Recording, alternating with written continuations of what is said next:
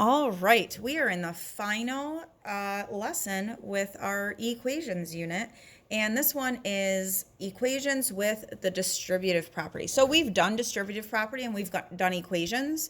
Now we're just putting them together. Okay, so it says remember the distributive property. That's where we drew the arrows and we said it was like a firefighter and he had to go into each term on the inside. So we're going to use the distributive property to rewrite the equation and then solve the two-step equation. Now, when you are doing this, your success criteria, the expectations that we should see on your paper, yes, you're still doing T-charts, but right here with all of the steps shown, and that includes a check step. I know there are a few of you who are still struggling with the concept of that check step, so we're gonna practice those. So we have a 2 on the outside here. So the 2 is what we're distributing. And remember, it gets distributed to each term on the inside, and distribute means to multiply. So this is going to be 2 times x, which is going to give me 2x. And this minus 6, we're going to look at that as a negative 6. So 2 times negative 6 is going to give me a negative 12. And I just bring over my equals 14. Now I have a two-step equation that I'm ready to solve. First, I cover up my variable. I have minus 12. The inverse is to add 12. I have to do it to both sides of my T-chart. Those ones cancel, they equal 0. So I'm just going to bring down my 2x. Over here I have 14 plus 12. That's going to give me 26. And now I'm on to my last step. Instead of multiplying by 2, I'm going to divide both sides by 2. 2 divided by 2 gives me 1, and 1x is the same thing as x. And 26 divided by 2 gives me 13. So we're saying we believe the answer is 13, but we're going to check it to make sure. So again, when you check it, just plugging the answer in is not a check step. You're going to go back to the original equation, and anywhere you see an x, you're going to plug in a 13. So I still use my parentheses, so now it's going to say 13 minus 6 inside parentheses equals 14. Now, because I know both numbers on the inside of those parentheses, I can actually do this subtraction problem first before I distribute. So remember, your equals 14 is coming straight down. That's not changing. We want to find out if this side also will equal 14. So I know that 13 minus 6 is 7. And I'm going to bring down my 2. And we know that 2 times 7 is 14. So yes, both sides equaled 14. That tells us that 13 is the correct answer to make that a true statement. All right, let's try the next one.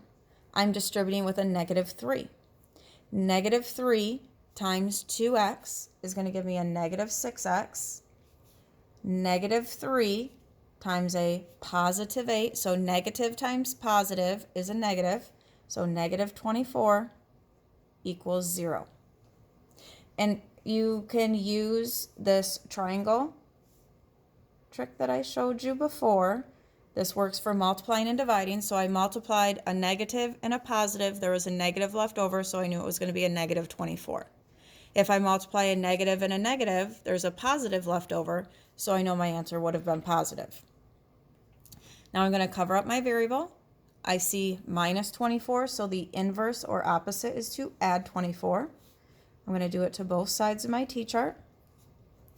Over here I get 24, and on this side I'm just going to bring down negative 6x. Now instead of multiplying by a negative 6, I'm going to divide by a negative 6. On this side I'm just left with x, and a negative divided by a positive gives me negative, so I'm going to have a negative 4. Now we are saying we believe negative 4 is the answer, but we're going to plug it into our check step and find out if that is true. So we're going to go back to our original equation, negative 3 times, now it's going to say 2 times negative 4, so you're going to use another set of parentheses like that, plus 8, close your parenthesis, equals 0. Now remember that equals 0 is not changing, so I'm going to bring it down.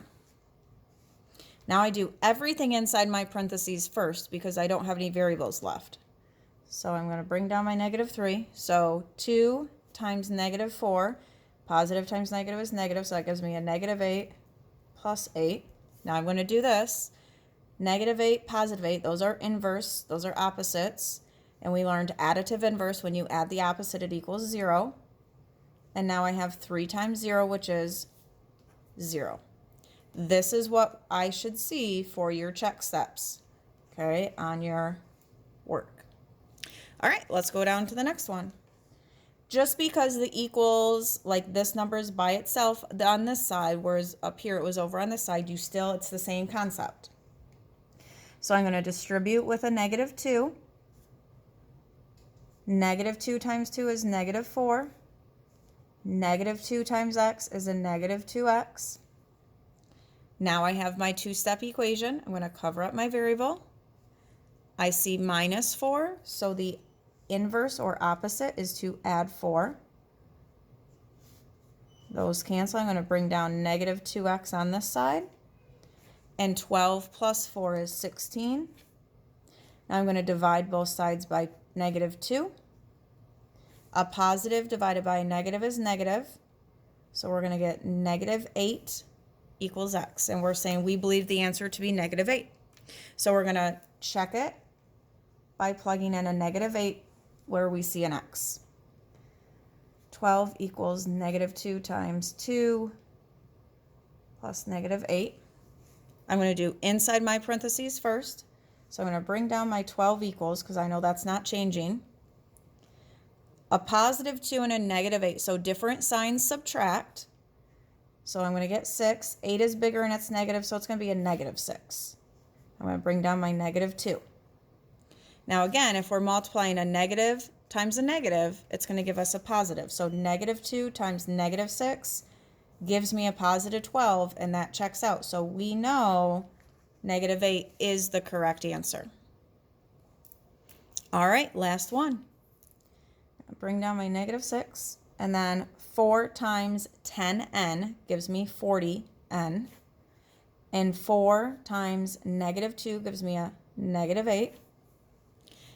Now I have a two-step equation. So I'm going to write my t-chart. Cover that up. I see a minus 8 or negative 8, so the opposite is to add 8. Those are opposites, they cancel. I have 40n on that side.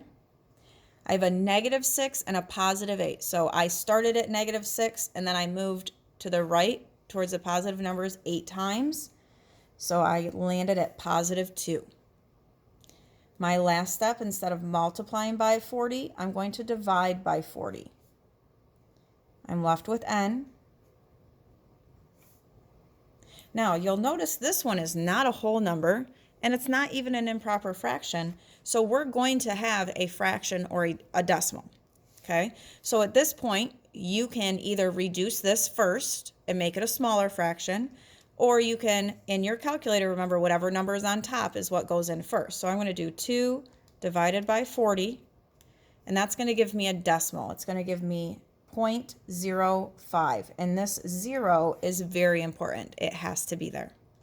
So we're saying we believe our answer to be 5/100ths. So that's what that number, how that number reads, is 5/100ths. So we're going to plug that in to a check step and see if we're correct.